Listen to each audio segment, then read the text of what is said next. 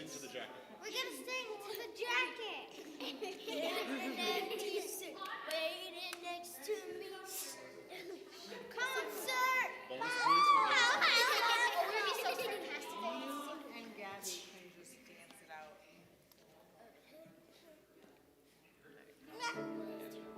Well, good morning. A nice small crew today in our jammies are extra cozy. We have a fun choir today with us. Feel free though, if you know the songs, you can either come on up or you can just belt it from where you're at and fill the space, okay? This is a very familiar tune. We have a few who really love this song, so I'm very excited. And we hope you're having a great Christmas week. You can stand with us.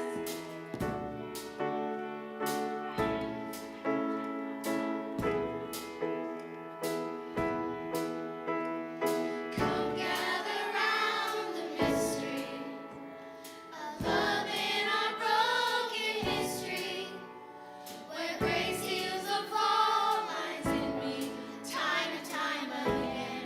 It welcomes me into a house for the hungry, a well for the thirsty, where all saints come together, shoulder to shoulder, a welcome for the traveler, a new wine for the vineyard. In all things, God is able. Love has a bigger table.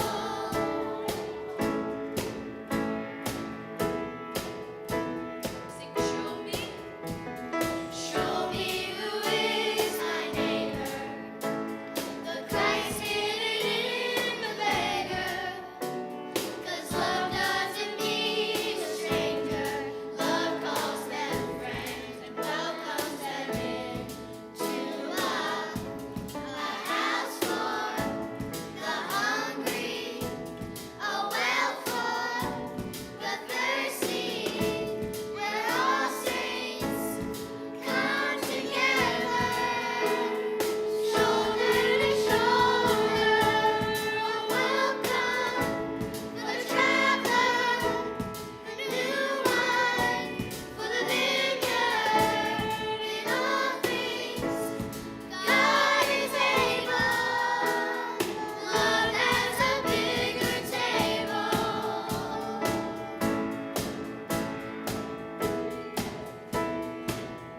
Has a bigger table.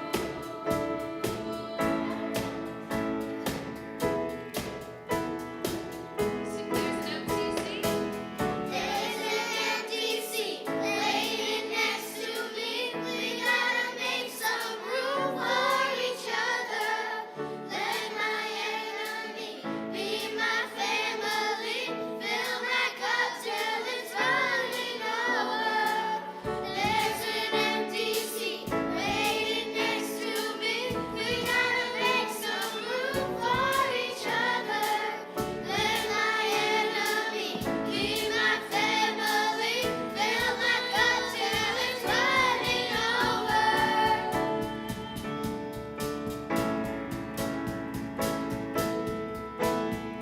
Sing a house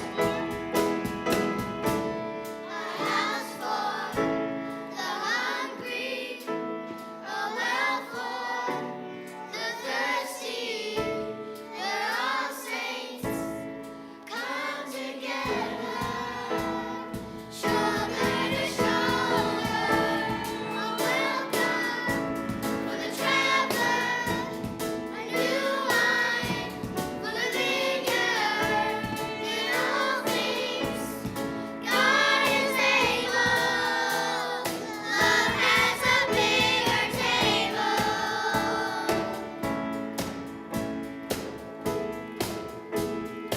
Love has a bigger table.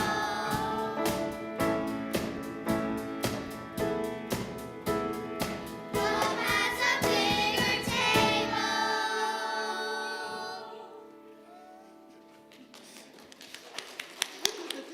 You can take a seat.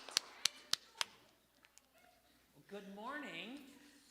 Morning. used to more voices coming from behind me than from out here, but it's a different kind of morning here at the Grove. My name's Jeremy. I'm the pastor here of the Grove Cottage Grove, and it's so good to be with you this morning. It's a different kind of morning, holiday morning. As you can see, it's pajama day. What that means is that many of us here are wearing pajamas. I see more people than usual are watching online, which means you're at home in your pajamas. Totally valid. Whatever the case, however you arrived today, whether you're here with us in the room or you're watching online, or you're interacting somehow out in the community throughout the week, we hope that that interaction is just nurturing healing, wholeness, and beauty in your life. A couple things up front as we get started this morning. Hopefully you got one of these when you walked in. This is our worship handout. It has some of the most important information that you're going to want to know about the church as you open it up. On the left-hand side, describes how we got started, what our values are, how to give to make sure that we're able to continue to make all of this possible. We have giving in person, in the box in the back. You can also give online or via Venmo. Then on the right-hand side, there's information about our children's ministry. Because this is an off kind of Sunday, holiday Sunday, our Grove Kids programming is not happening today. We do have our nursery that is available for anybody, because that's not staffed today either. We didn't have the volunteers to be able to do that, but the nursery is available with the live stream going in it in case you need to make use of that. However, we do have space within the worship center for kids to feel like they can stay in here and have what they need. So in the backs of all of the chairs are coloring supplies for kids or adults to be able to participate in. Then on the side here, we have our quiet wiggle space with a bunch of activities where if kids need to get up and move throughout the service instead of just sitting quietly in their chairs, they're able to do that as well. If you do want to know more about our children's ministry that will kick back up next week, all that information is on that right side. Then also on the inside, we have a worship insert. Worship insert is your opportunity to let us know that you're here with us today, or request any information you might be interested in, or to submit prayer requests. So this can be filled out at any time during the service. On the front, there's a place for you to put your name and contact information. On the back, there's different boxes for different things that you might be interested in learning more about. There's also a spot for prayer requests if there's things that you want us to be joining you and praying about. Again, this can be filled out at any point during the service and then dropped in the basket, which is on the back table as you go out of the worship center. Then on the back, we have our 3 announcements that we have been keying in on this month. The first one is Christmas. Hey, Christmas is over. No, Christmas technically goes through January 6th. So what we're doing today is a part of our Christmas celebration, and then largely we're going to be leaving Christmas behind us as we go into the next year. The second thing, however, it is December 29th, which is not quite the end of the year, but December is a really important month in the life of the church, and as we try to finish the year strong and meet our budget as well. And so for those of you who are part of the Grove, have made a pledge for the year 2024, this is an excellent opportunity with 3 days left in the year to take an inventory of what your giving has been for the year, whether you've met your pledge, and what you could meaningfully do in those last 3 days to close that gap. And then for anybody, December tends to be a time when some people are feeling extra generous and contributing to organizations that they care about and are doing meaningful work. So if you are one of those people that thinks about being extra generous in December, we would ask you simply to consider the Grove as one of the organizations that matter that you might contribute to. The last thing is about becoming a partner. To become a partner is simply to say, you know what, this is my church home, and this church has given so much to me, and so I want to make that commitment back to the church as a whole. There are 5 things that we ask of our partners to commit to: prayers, presence, gifts, service, and witness.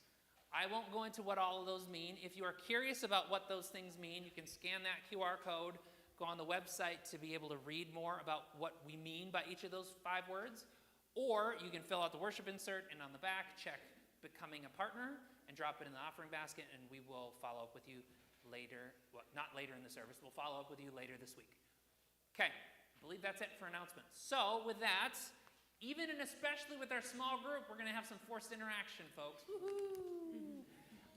We're going to do Connection Point. Connection Point is your opportunity to connect with people around you, which is really important, even and especially when you don't know people very well. So in just a moment, we're going to have everybody stand, find someone near you don't know or don't know very well, and then introduce yourself, and then we give you one thing that you can discuss. You can talk about whatever you'd like, but if you don't know what to talk about, we at least give you that one question. So today's question is, What is one hope you have for 2025? Okay? So this could be, sometimes people do New Year's resolutions. If you're one of those people that does New Year's resolutions, maybe you would share your resolution. If you don't do New Year's resolutions, maybe you just have something that you're hoping for in 2025. Maybe you just want to survive another year. Totally valid if that's your answer. So why don't we go about answering that or talking about whatever you like? Stand up, find someone near you don't know or don't know very well. Introduce yourself, discuss this question or anything else. And then we'll reconvene in a couple minutes.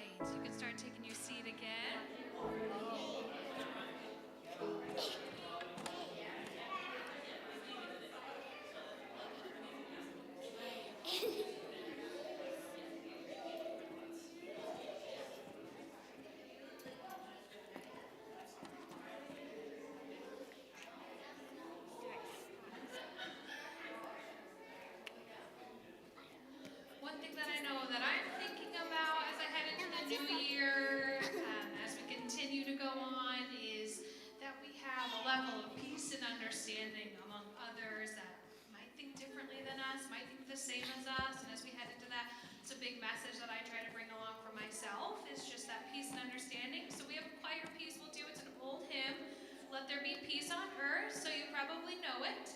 We'll sing it one time through, and then I'll invite you all to stand and sing with us the second time through, if that sounds good.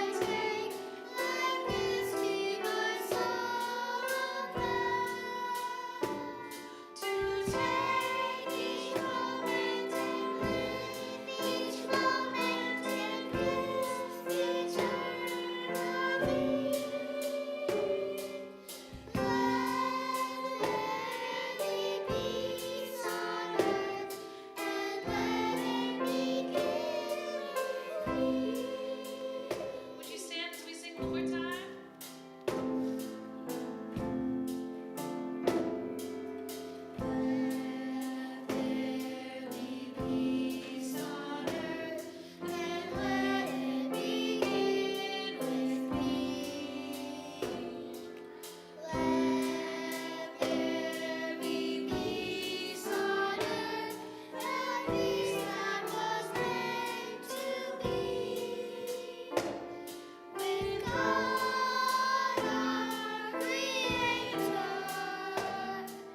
Children are we.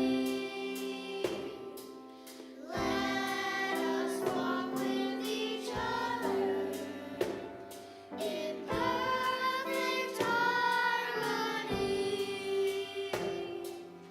Let peace begin with me. Let this be the moment now. With every step I take, let this be my song of vow. To take each moment and live each moment in peace eternally.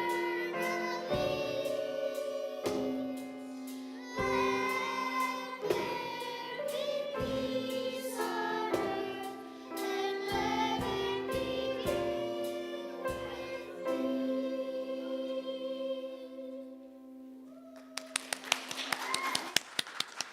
You can take a seat.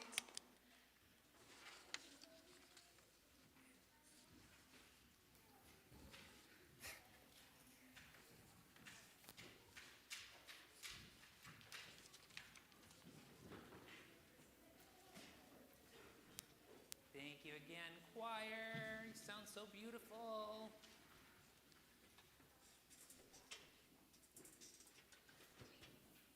I don't know about you, but these like week to 2 weeks right after Christmas are always just kind of awkward. Like, is Christmas actually over? We still have all the Christmas stuff up. Technically in the church calendar, Christmas doesn't end until Epiphany on January 6th, but who celebrates that?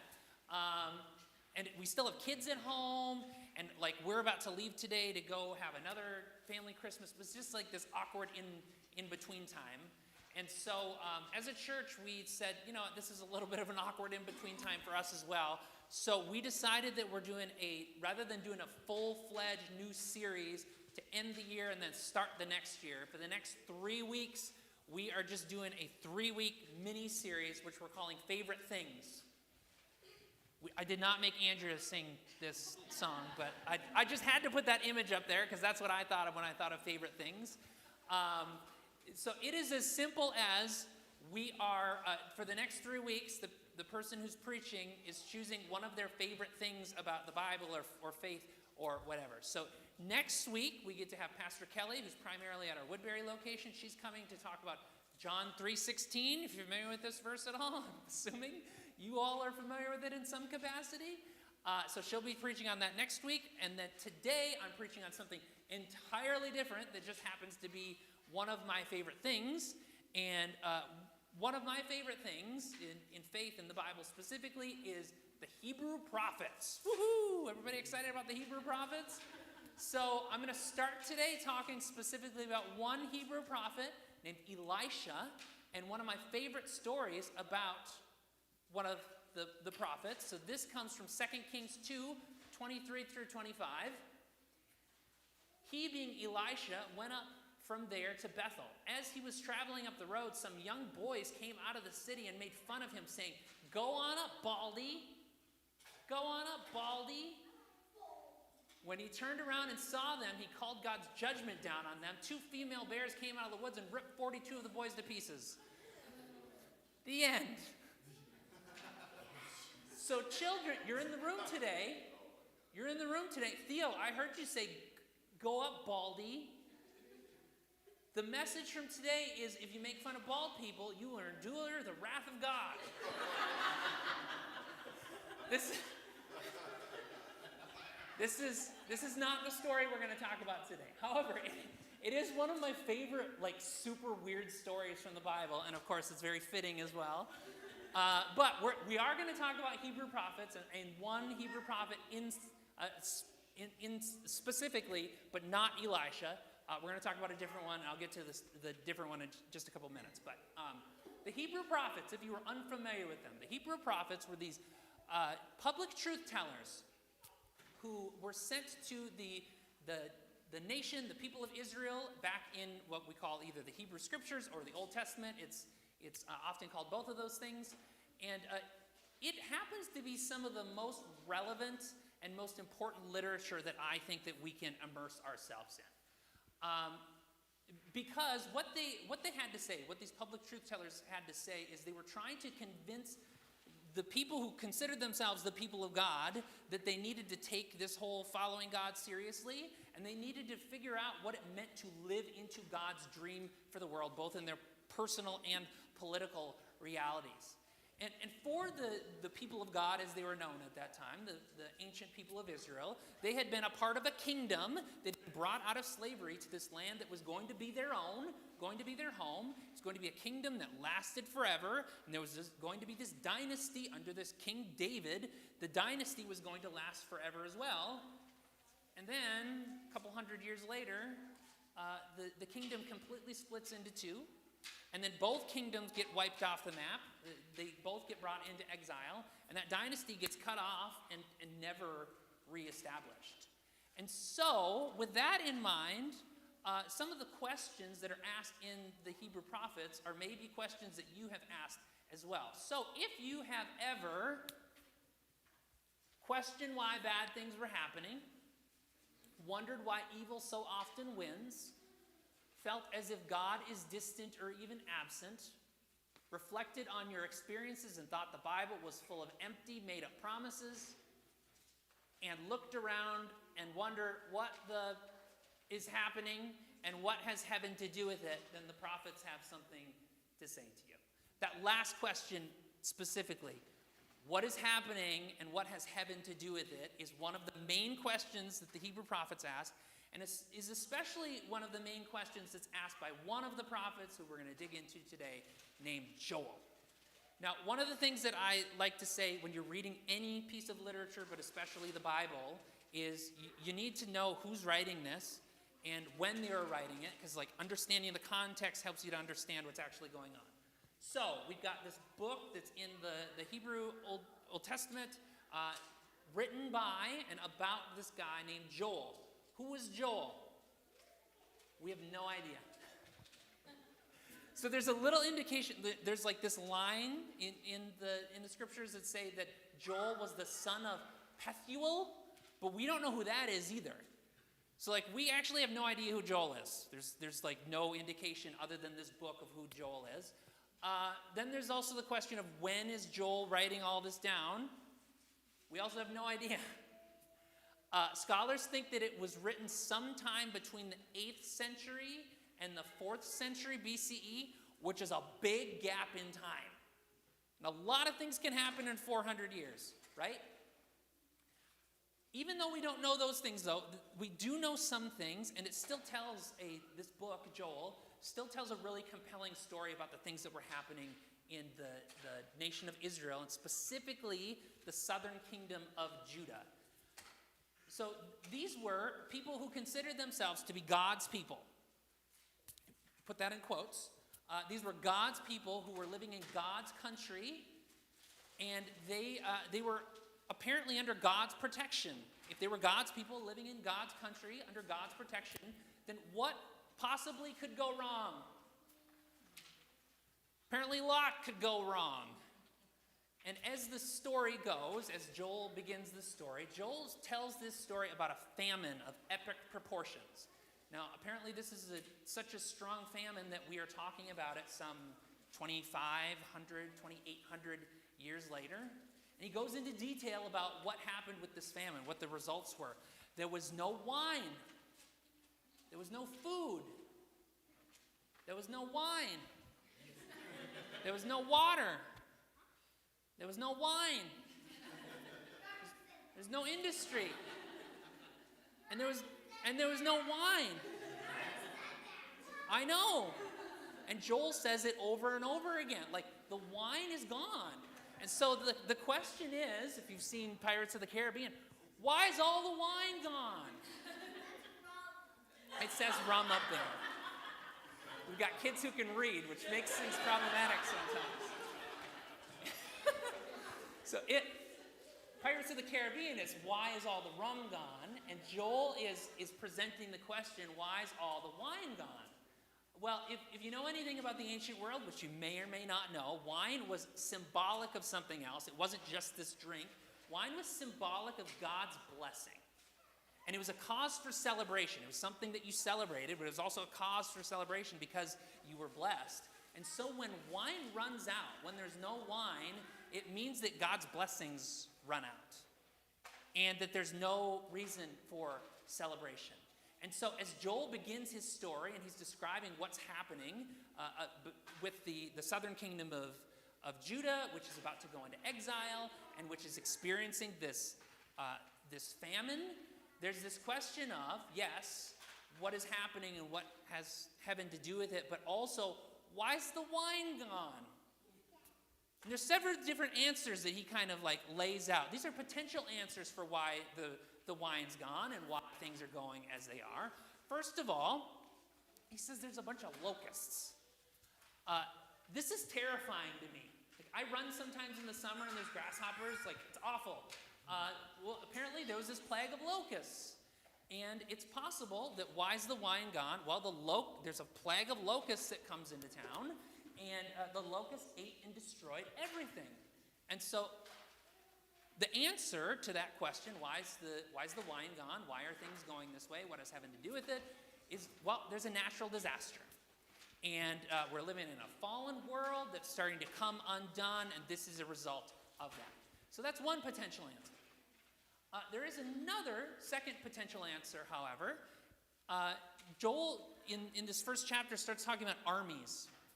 He mentions two armies specifically, and he describes them as an invading nation and then a mighty army. Now, it could be that he's using a metaphor, that the armies are a metaphor for the locusts, or it could be that the locusts are actually a metaphor for the armies. But it's probable that what Joel is alluding to here is that why is the wine gone? Why are things going so terribly now? The answer is all of Israel's enemies. That those bad guys out there, Assyria and Babylon, these godless enemies are back at their evil ways. So why is the wine gone? Why are things going poorly? It's because of those people out there. Okay? That's the second answer that potential answer that Joel lifts up. Then there's a little bit of an awkward third answer, because there's another talk of another army at the beginning of chapter 2, except this army is a little bit different because God's leading this army against the people of Judah.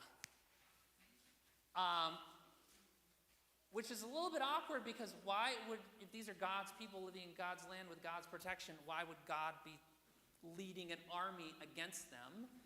And so the potential answer of why is the wine gone and why are things going so terribly is that maybe God's angry. Maybe this famine is actually a sign of God's wrath on these terrible people. That is not good, George. You're right. So, why is the wine gone? Why are these bad things happening? And what has heaven to do with it? Here are 3 potential answers. Now, I do want to note that each of these answers is total conjecture. It's like people who are in a chaotic world trying to make sense of a chaotic world and are grasping for potential answers. And so, and these things are largely deflections. You'll notice that these are largely reasons that are being pushed out towards other people. So what we see is perhaps the universe has gone off its rails in monstrous ways. That could be an answer to this question. Perhaps we're under the terror of monsters from another country. That's a potential answer. Perhaps God is playing the part of monster. Maybe that's a potential answer. But then Joel offers up I forgot this image was coming behind me. Joel offers a different, more challenging, more problematic, not so funny type of response, and says, maybe the answer to why the wine's gone and why things are going so badly, maybe the problem is us. And by us, it's not just individuals, but us collectively. Maybe the root of the problem is us. Perhaps in the pursuit of power and prestige, we have become the monsters in our own nightmares. That's a depressing interpretation. As funny as this image is, that's a depressing interpretation to an already depressing situation. However, Joel offers up something a little bit more hopeful, too. And he says, yeah, we might have a significant role to play in why things are going so badly, but we also have an opportunity to respond, to repent, which is a fancy word for turning and changing our ways, both as individuals and on a corporate level. So this is what Joel has to say in Joel chapter 2, 12 through 17. It's up here on the screen behind me. Yet even now, the Lord says, return to me with all your heart, with fasting, weeping, and mourning. Tear your hearts, not just your garments. Return to the Lord your God, for God is merciful and compassionate, slow to anger and boundless in loyal love, often relenting from calamitous punishment. Who knows?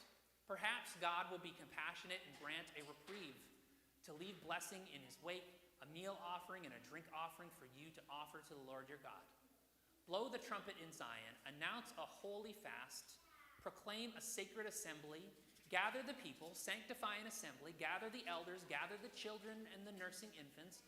Let the bridegroom come out of his bedroom and the bride from her private quarters. Let the priests, those who serve the Lord, weep from the vestibule all the way back to the altar. Let them say, have pity, O Lord, on your people. Please do not turn over your inheritance to be mocked, to become a proverb among the nations. Why should it be said among the peoples, where is their God? So Joel is calling on everybody in the community, all ages and professions and people of all social standings. He even says, you nursing babies, you got to come too. You bride and bridegroom, just because you're preparing for your wedding doesn't mean that you're excused from this too. We need to collectively do something about this. We need to throw a feast. We need to have a fast. We need to begin retelling the most important stories of our people's history. And we need to open up our hearts, not just tearing our garments as like an outward sign that something needs to change, but we need to open our hearts to changing ourselves. And what's going to happen if we do that? Don't actually know. But maybe if we focus on ourselves, getting ourselves right, and by ourselves, not just individuals, but as a community, perhaps things will continue as they are. But perhaps God will return and will relent and leave behind a blessing. Seems like a decent outcome. As I think about the year that has been, and maybe the last 4 years, going all the way back to 2020, or maybe even the last 8 years, because the last 8 years have been kind of chaotic too, I have asked the question a whole lot over this last year, 4 years, 8 years. What on earth is happening, and what has heaven to do with it? Why is the wine gone? Maybe you've asked that question too. As we begin this new year in just a few days, having those questions in the back of my mind, here are some things that I'm thinking about as we enter 2025. We live in a land that was not our own, yet has become hostile to foreigners. We're citizens of a nation that's very religious, but has no real devotion to living faithfully. We're led by individuals and systems who ignore the cries of those who beg for their lives to matter. We're seeing moral bankruptcy that has us teetering on the edge of political and economic and ecological and relational and physical decay. Yeah, all of those things. And there's even talk of wine shortages and swarms of locusts, thanks to climate change. Real things, folks. That picture of the locusts from before, that was a real swarm of locusts. That's a lot. That's a lot. And it can feel like overwhelming, right? Well, in 2015, the author Ta-Nehisi Coates, anybody familiar with Ta-Nehisi Coates? You should look him up. He's really fantastic. He released what ended up being an award-winning book called Between the World and Me. It was a book that was written to his younger son, and it was meant to explain the experience of the black experience of race and culture and society and history in the United States to his then teenage son. Ta-Nehisi Coates is an atheist, okay? However, one of the people who was reviewing his book, Between the World and Me, for the magazine The Christian Century, his name is Daniel Jose Camacho.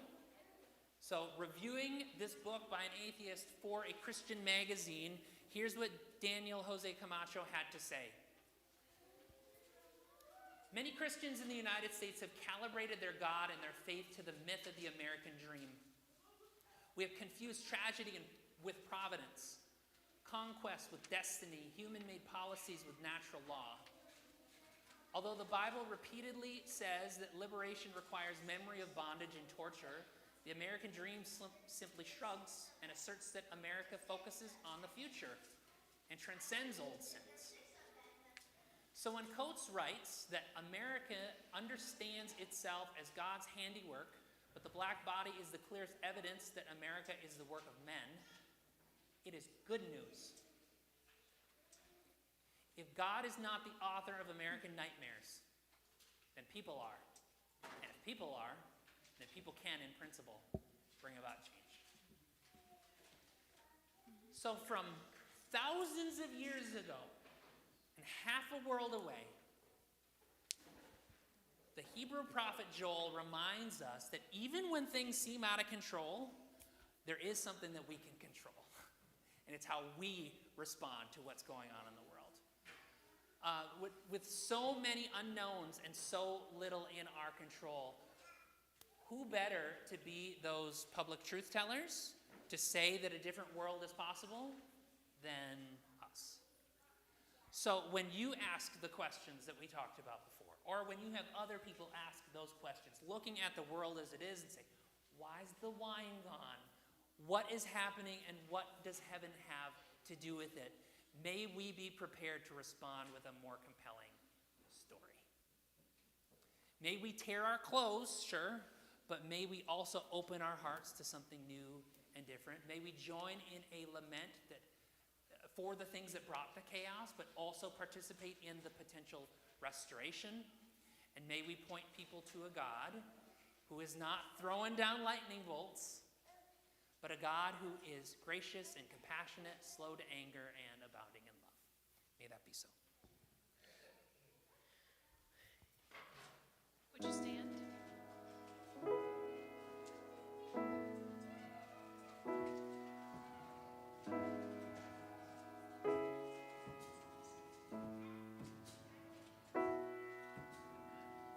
The empty field, the wounded healed, the broken back together.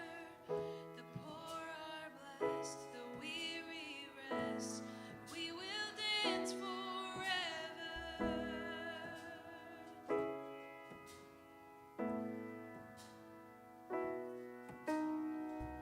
The blinded see, the chained are free, the doubtful now believer, the outcast know, the orphan home.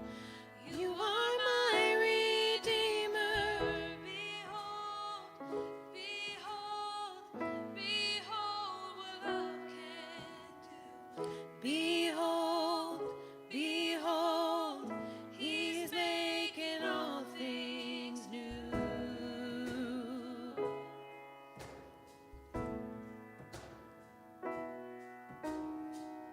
The lost return, the voiceless heard, the mourner now rejoicing, the mountains shake, the world awake, creation all composing, the sad untrue, the earth renew, the song has found its singer, the darkness light, the dead alive. You are my Redeemer. Behold, behold, behold what love can do. Behold, behold, He's making all things new. We've been struck down, we're not destroyed. We've sown in tears, we'll reap in joy. We've been struck down, we're not destroyed. We've sown in tears, we'll reap in joy. We've been struck down, we're not destroyed. We've sown in tears, we'll reap in joy. My eyes are open.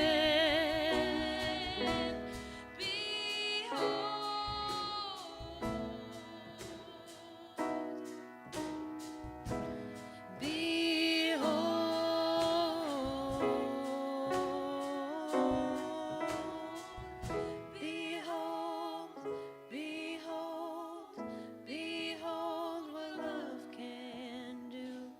Behold, behold, He's making all things new.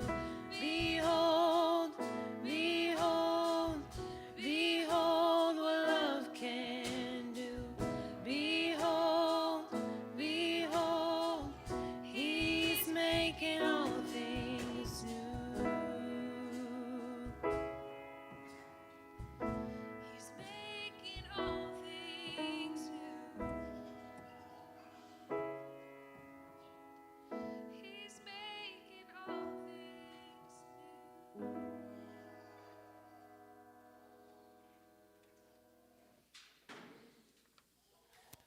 One final Christmas present. We're getting out extra early this morning. Knew that nobody would complain about getting out early instead of late on a holiday weekend.